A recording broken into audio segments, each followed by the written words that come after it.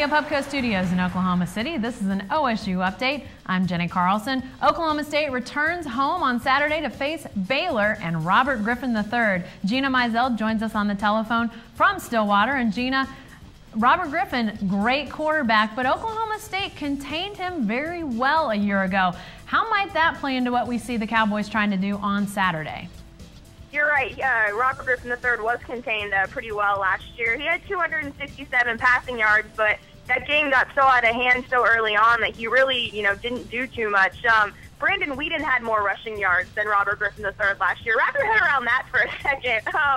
And so it's one of those things where, yes, is he better than he was a year ago? Yeah, absolutely. I mean, he leads the nation in passing efficiency and really isn't much of a runner anymore. But sometimes he struggles with some of those intermediate type routes. So obviously this defense forces a lot of turnovers. They're one of the tops in the nation in interceptions, and so that'll be an interesting kind of battle to watch, whether it's the secondary or the linebackers versus Robert Griffin, because he hasn't thrown a lot of interceptions, but he did throw one really key one against Kansas State a couple weeks ago that kind of lost the game for them. So that's definitely something to watch, and obviously you got a Heisman contender rolling in here, and I'm sure that defense is pretty excited to face him. You talk about the rushing yards of a year ago, that Brandon Weeden had more rushing yards than Robert Griffin III, and that he maybe isn't a runner now as much at the quarterback position. This guy's an Olympic-level sprinter, Gina. Why don't they use him more in the run game? I think it's just because he's been so accurate throwing the ball. I mean, his completion percentage is off the charts. There was, for almost half the season, he had more touchdown passes than incompletions, which is just pretty mind-boggling.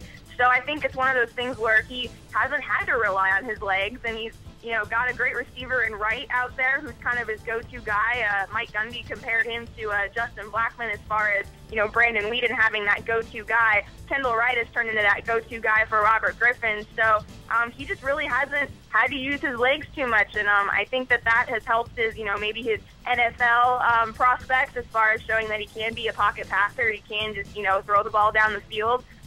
So they're going to be facing more of a pro-style type of a quarterback than a dual-threat quarterback when Baylor comes to town on Saturday. Will definitely be interesting to see how the Cowboys handle that. Hey, be sure to stay with the best coverage team anywhere at newsok.com and every day in the Oklahoma.